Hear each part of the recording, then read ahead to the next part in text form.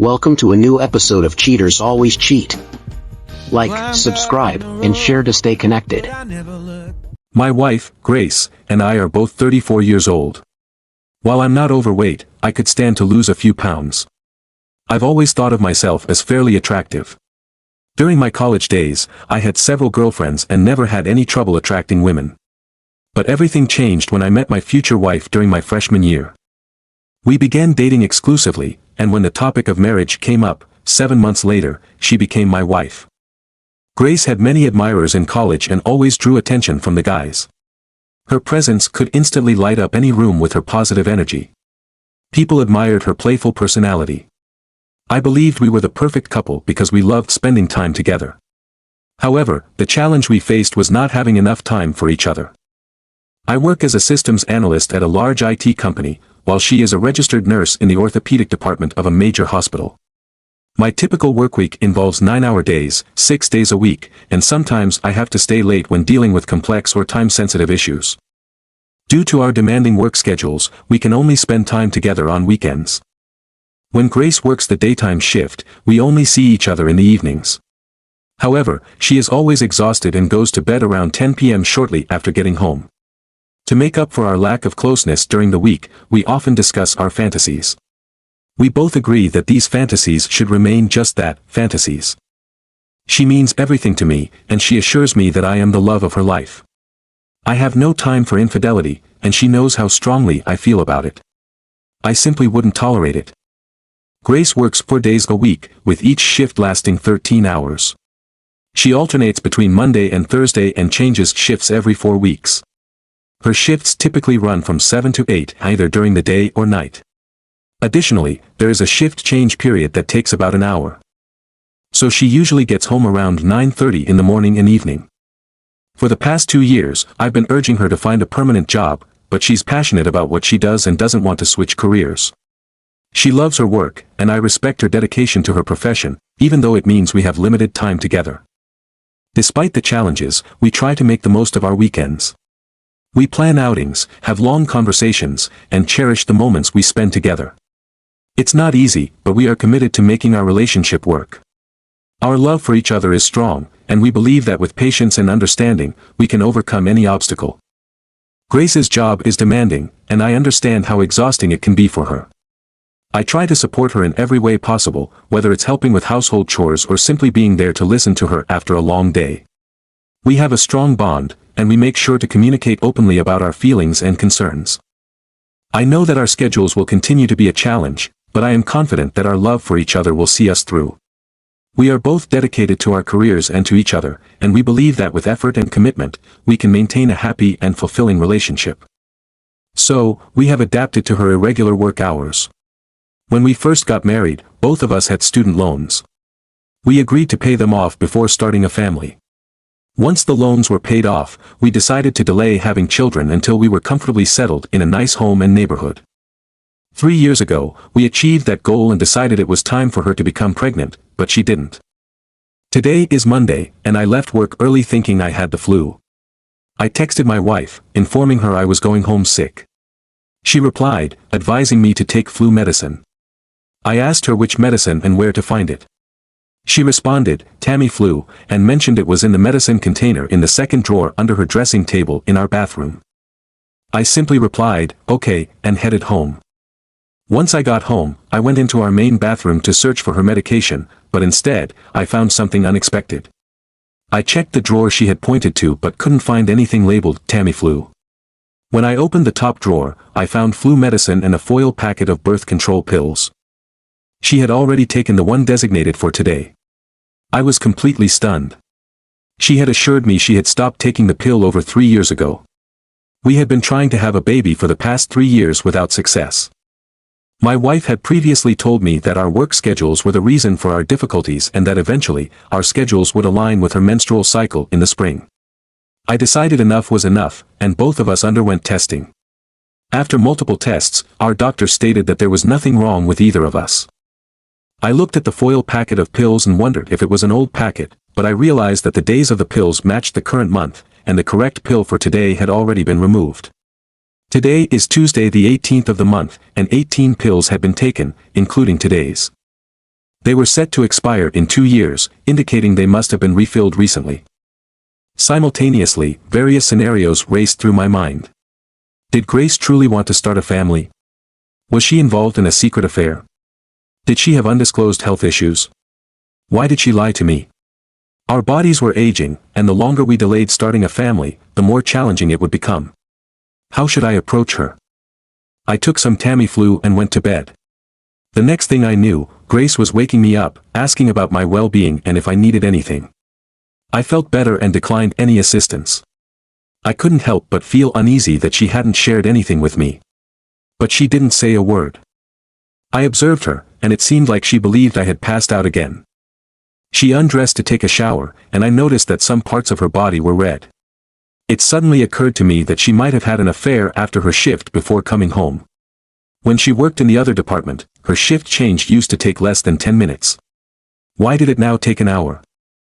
She didn't close the bathroom door, and I positioned myself where I could see her reflection in the full-length mirror in the bathroom.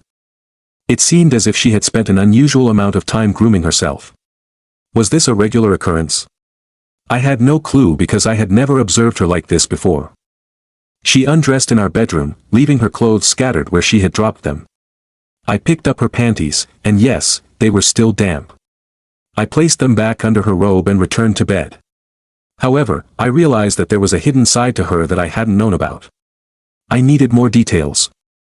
She returned to the bedroom after her shower and climbed into bed beside me. This was an unusual time for me to be in bed. Strangely, she didn't attempt to hug or console me, and I remained on my side. By the time I woke up the next morning, she had already left. I called my boss and informed him that I was sick with the flu. I had some sick days saved up and needed some time off to figure things out. I reached out to one of my closest college friends, who had become a lawyer, for advice. I quickly learned that our state had no-fault divorce laws, and since we didn't have any children, we only needed to split our assets evenly. The most significant asset was our house, which had gained some equity that needed to be sold and the proceeds divided. My friend offered to represent me if I chose to file for divorce, assuring me it was a straightforward case. That evening at 8 o'clock, I parked near Grace's car to follow her. We both had iPhones, so I used the Find My Phone app to check her location and saw that she was still at the orthopedic ward. After waiting for 10 minutes, I realized she was on her way, so I called the orthopedic department and requested to speak with her. I was told she had already finished her shift and left.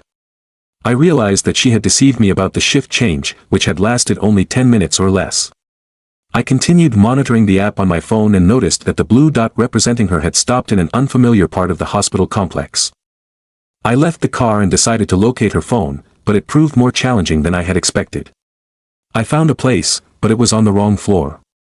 Finally, after waiting for about 20 minutes, I ended up outside one of the rooms where doctors take breaks during their long shifts. Inside, I could hear people being intimate. To find out who was in that room, I needed to hide, and luckily, I found an open janitor's closet about 50 feet away. After roughly 20 minutes, Grace left the room and headed toward the garage. A little while later, a man came out too. Eventually, he locked the door. I approached him and asked for directions, which he kindly gave. He was a bit taller than me and looked quite attractive. I checked his name tag and saw it read Dr. William. I needed a plan. I called my boss at home and told him that I had the flu but that there was also a pressing personal family matter that required my immediate attention. He understood, having gone through a tough divorce himself a year ago. He said I could take as much time as I needed but to keep him informed so he could handle work. Next, I phoned my friend Max, who's a lawyer, and explained that I wanted to take legal action against Grace since she had left our house after our encounter on Thursday night. He agreed to help and asked if there was anything else he could do. Since I was unsure about my next steps, he suggested splitting our finances and canceling our credit cards. Did I have any plans after leaving her? Was there a place for me to go? I hadn't thought that far ahead and admitted it. Max told me to visit his office first thing the next morning. He had experience with this and had a list of tasks for me to complete. He even had a list of hotels with affordable weekly rates. My first tasks included arranging a small shipment with a transportation company to be delivered the next morning.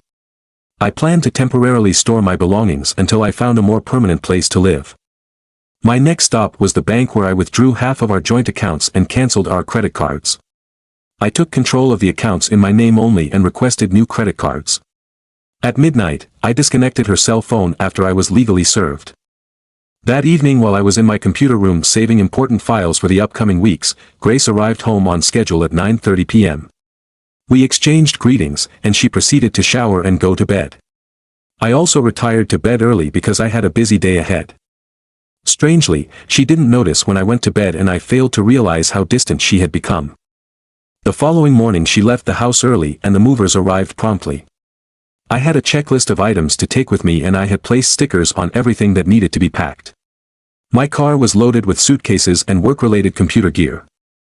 Once the movers finished, I went out and purchased a single black rose symbolizing death, departure, and significant changes in the future, which in this case meant the end of our marriage. Placing it in the center of the kitchen table, I wrote a brief note that read, "Grace, as you might recall, I called you on Monday informing you I was unwell and going back home. You advised me to take Tamiflu and directed me to its location. However, I couldn't find it in your second dressing table. Instead, it was in the top drawer next to your birth control pills." Suddenly several pieces of a significant puzzle fell into place. You weren't even trying to have a baby because you were having an affair with a doctor at work. It seems your relationship with Dr. William was more important than our marriage, and I've come to realize it's been going on since you were transferred to the orthopedics department. So many lies. How could you? I believed our relationship was solid, grounded in trust and love. Now, my heart is in pieces. You probably anticipated that once I uncovered the truth, our marriage would crumble. Well, guess what? In our no-fault state, I don't need to prove your unfaithfulness, which, by the way, would be quite easy to do. I separated our finances and took my share from our home. Have you noticed that your phone and credit cards have been deactivated? By the way, you should start finding a new place to live because in 60 days, I'll be putting the house on the market and anything left inside will be donated to charity. Now you're free to do as you wish. I wonder, is he married with a family? You should be aware that his wife will find out eventually. What will the hospital think? Remember when I said I wouldn't tolerate infidelity? Consider this a warning for what might come next in your life. No longer your husband, John. I'm leaving my wedding ring here. I don't need it anymore. So, I left the note with the ring on the table and walked out of the house. I checked into a hotel with a weekly rate and waited. Grace was served with divorce papers by a deputy sheriff who did such work for Frank in his spare time. She apparently had a meltdown and fainted. The doctor had to come out of his room in his underwear to assist her. An hour later, she called me, furious, demanding to know why I had filed for divorce. I asked her why she would even pose such a ridiculous question. I told her that she had been unfaithful to me for over 2 years, starting when she began seeing the orthopedist. She asked when I discovered her affair, and I explained that it was just last Monday when I stumbled upon her birth control pills while searching for Tamiflu. I heard her sigh on the phone, and after that, everything became quite clear. I ended the phone call. It seemed she hadn't read my letter. I didn't get much sleep, but I decided to go to work the next day. I found myself buried under a mountain of work that had accumulated. With nowhere to go and no one to return home to, I started working 16 hours a day, 7 days a week. Max and I often spoke, and one day I asked if the doctor was married and, if so, whether there was a way to inform his wife. Max said he would consider it. Grace was opposing the divorce. Although I hadn't seen or heard from her, her lawyer was in contact with Max. The court date was approaching, and I found myself in the same room as her, though she avoided making eye contact. I donned a suit with a black rose pinned to the lapel. The judge was unsympathetic and had little patience for divorce cases. Grace wanted us to undergo counseling, but Max questioned the point of it given her ongoing affair. I bluntly told the judge that I wouldn't participate in any court-mandated counseling. I didn't care if he threatened me with jail. In my view, my wife had been dishonest, unfaithful, and deceitful, and I had no desire to be near her. I conveyed to him that, in my opinion, I hadn't done anything wrong. It was Grace who had broken our marriage vows, leading to the divorce. I suggested that she should be the one sent for counseling since she was the one who needed it. I was quickly found guilty of contempt of court and fined, but I remained unfazed. I was furious, and Max had to escort me out of the courtroom before I said something that would land me in jail. He reminded me that it was just a hearing. I asked Max to check if Grace was still seeing the doctor. I intended to cause significant damage. Max hired a detective who set up a video camera in the doctor's break room and recorded their actions after work hours. Additionally, they caught her bad-mouthing me on an audio tape. Their encounters were explicit, making an X-rated movie seem mild. There was hardly any kissing or physical affection, they were purely physical partners. I inquired with Max about holding the hospital responsible now that we had video proof. He believed we couldn't use the video in court, but leaking it anonymously could tarnish the hospital's reputation and bring unwanted attention. He recommended waiting until after the divorce to send the video to the hospital administrators, the doctor's wife, our friends, and family. It was sound advice because if she got fired before the divorce was finalized, I might have to pay alimony, which I wanted to avoid. Finally, the divorce day arrived, and the judge granted it without any counseling attempts. He believed there was too much animosity and that our marriage was beyond repair. The next day, the video was leaked from an unrelated anonymous source, causing a major uproar. Grace called me and questioned why I did all of this. I reminded her that there was no proof I had leaked the video and thanked whoever did it. I also made it clear that I wouldn't tolerate infidelity, especially when it happened right under my nose and continued even after I filed for divorce. She had broken 2 marriages. I told her it could have been worse, and she agreed. The situation worsened when our family and friends reacted to the video the following day. Everyone supported my side, and nobody had kind words for her. Everyone had believed we had a perfect marriage. That was 3 years ago, and I haven't seen or heard from Grace since then. She's been acting evasive and heavily stressed. I remarried to an amazing woman, and we now have a 1-year-old daughter. My new wife desires a large family and plans to be a full-time mother, which is exactly what I've always wanted. If you're wondering what happened to Grace and William, their lives took a difficult turn. Grace tried to communicate with me for almost a year, although I'm not entirely sure why she made the effort. I didn't give her a chance to reconcile. Both William and Grace were abruptly fired from their jobs. William's wife filed for divorce. Grace might have managed, but then I shared the video with our friends and family, which was the final blow for her. This led her to consider starting anew. Had she not contested the divorce, she might not have lost her job. Despite not wanting a divorce, Grace sought counseling, but my strong opposition led her to lose the case in court. Her second mistake was continuing her relationship with William and engaging in a romantic affair with him. I made a wise choice by waiting until our divorce was officially finalized before releasing the video. If I had done it earlier and she had lost her job, I would have been obligated to pay alimony. Eventually, Grace, feeling utterly embarrassed and humiliated, relocated to Oklahoma City and secured employment as a nurse in a doctor's office. Perhaps she's trying to rebuild her life, and I hope she's learned from her mistakes. Alright, that was a compelling story. Now let's move on to another exciting one. Second story. Life felt like a fantasy, or at least that's what I believed. My name is Leonardo, and I was married to Clara, the woman I thought was my soulmate. We had a charming home, a dog, and everything seemed absolutely perfect. Our days were filled with laughter, affection, and deep connection. Our neighborhood was serene, mostly populated by families and a few elderly folks, including Grandpa Tomas on the corner. Grandpa Tomas was a kind and always helpful man. He acted like a grandfather to everyone in the neighborhood, sharing stories and always wearing a warm smile. One day, I arrived home from work early, eager to surprise Clara with a romantic dinner. I was particularly excited that day, filled with plans for the evening. Our wedding anniversary was just around the corner, and I wanted to make it truly special. On my way home, I made a quick stop at the supermarket to pick up the ingredients for Clara's favorite meal. As I approached our house, I noticed something unusual. Grandpa Tomas was leaving our front door, wearing a friendly smile. He bid farewell to Clara with a loving kiss on her cheek, and when he saw me, he waved with a slightly guilty look on his face. "Hello, Leonardo," he greeted, a bit out of breath. "I just shared an old cake recipe with Clara. You know how much she loves cooking."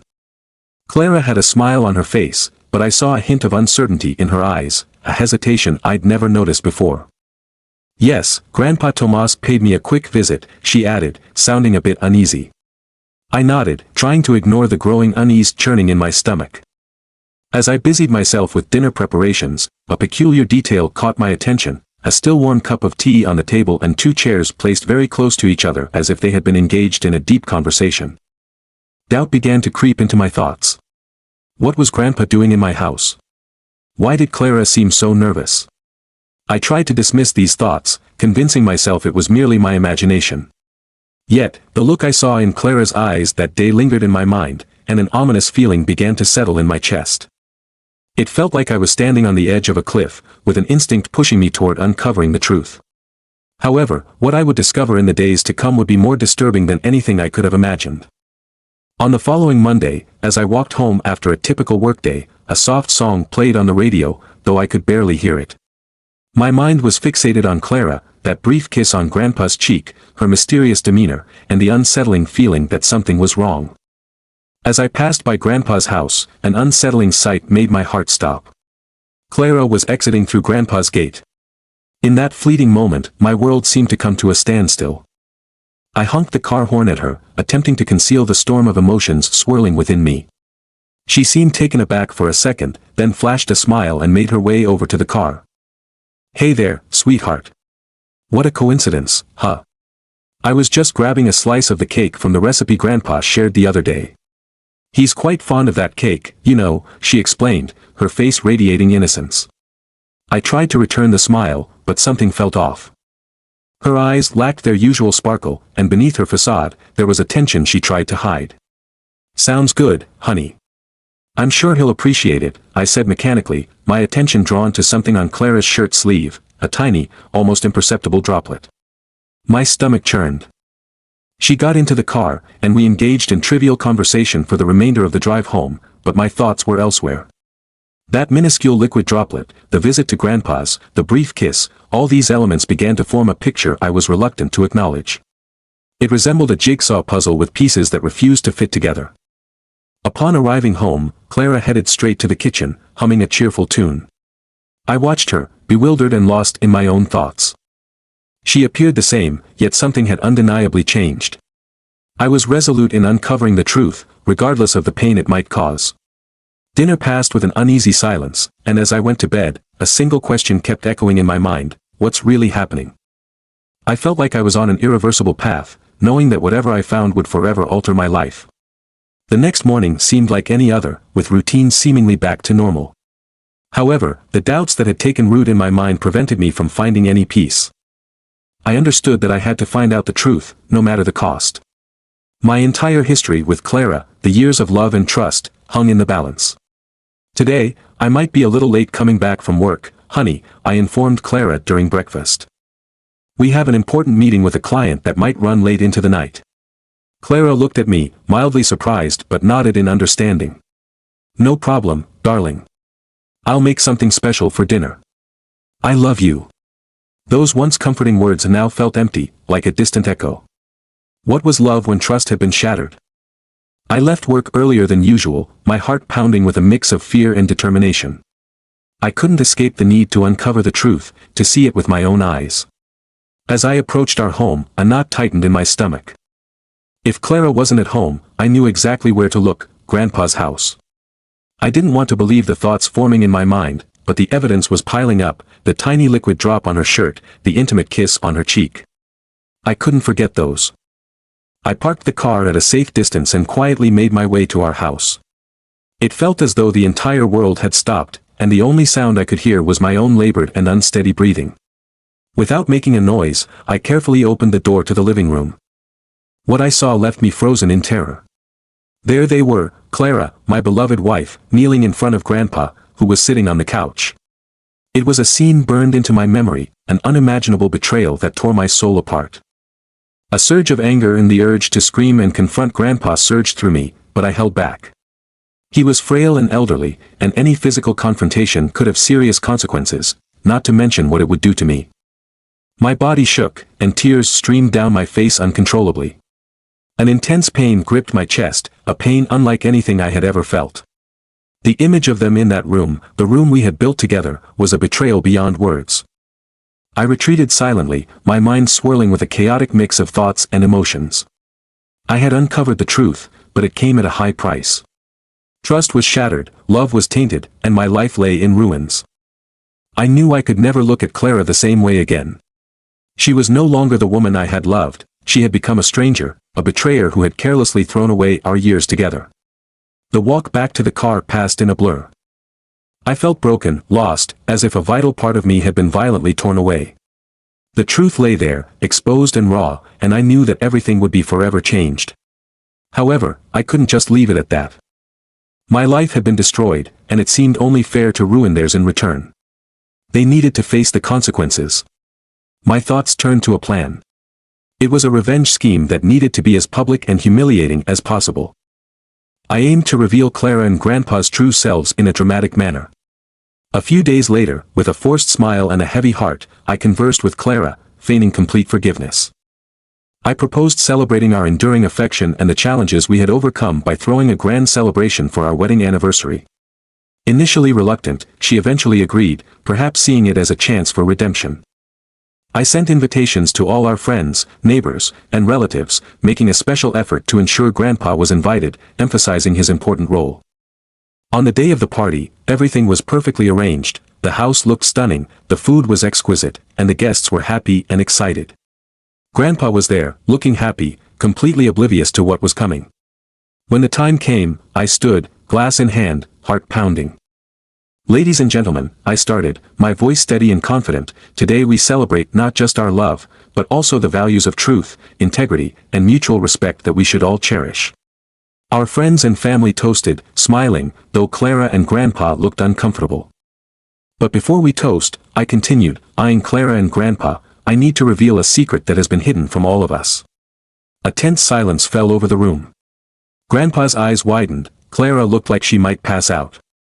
"Friends," I announced, my tone now firm, "it turns out my beloved wife and our respected Grandpa have been secretly having an affair, deceiving everyone here."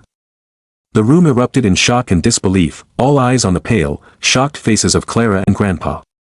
"They are not who you thought they were," I continued firmly, "because the foundation of trust, respect, and integrity that we rely on has been broken." Grandpa tried to speak but was overcome by tears. Clara also cried, her tears acknowledging her fault. "I am asking for a divorce, Clara," I said, my voice breaking slightly, "and I hope you and Grandpa find the life you deserve." With that, I left the room, leaving behind a trail of shock, sorrow, and betrayal.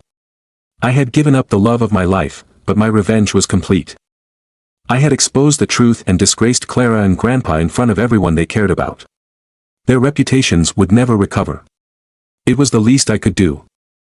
Gather around everyone, because it's time for an enthralling tale about my unfaithful ex-wife and the intricate way I dealt with the whole situation.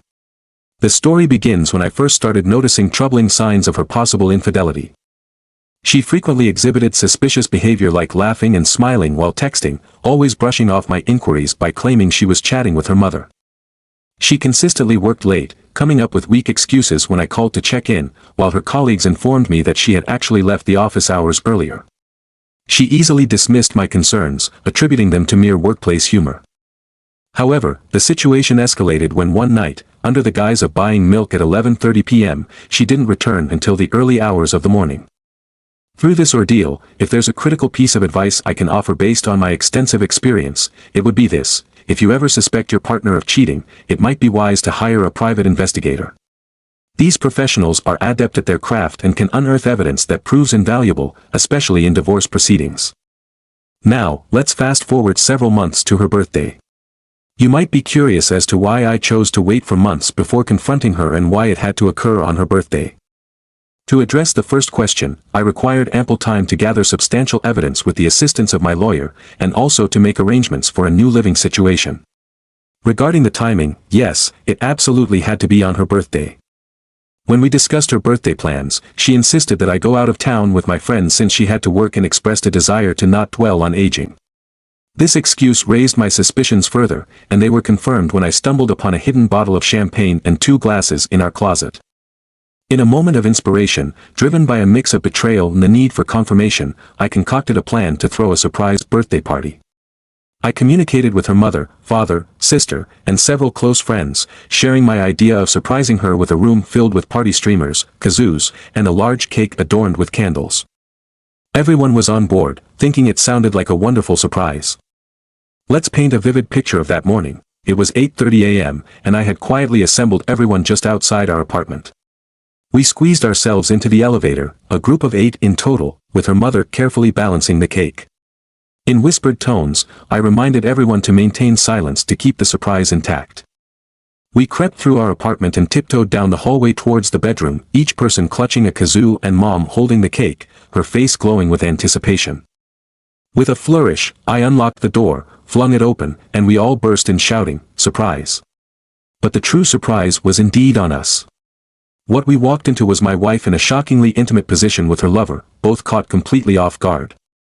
My mother's hands trembled, causing the cake to plummet to the floor, my sister let out a horrified scream, and my father erupted in a barrage of shouts.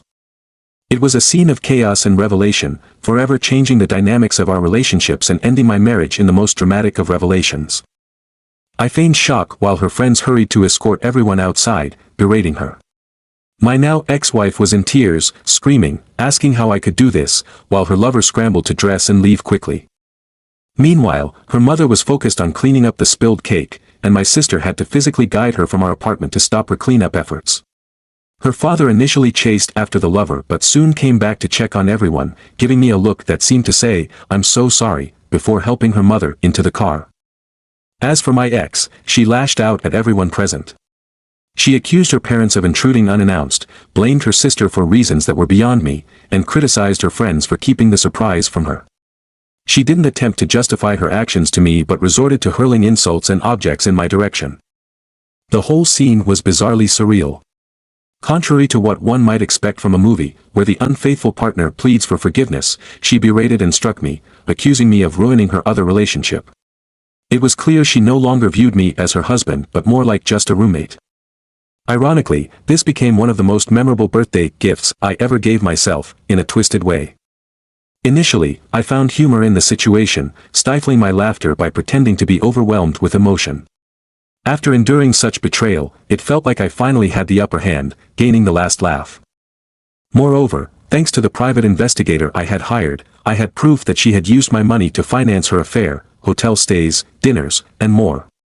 While she took half of my life savings in the divorce, considering my financial growth since then, that loss seems almost negligible now.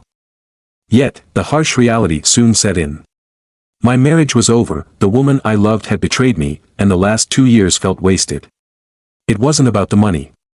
I truly thought I loved her and found myself questioning what was wrong with me and whether anyone could ever truly love me. I also had grown close to her father, who had become a father figure to me, especially meaningful since my own father had left when I was young.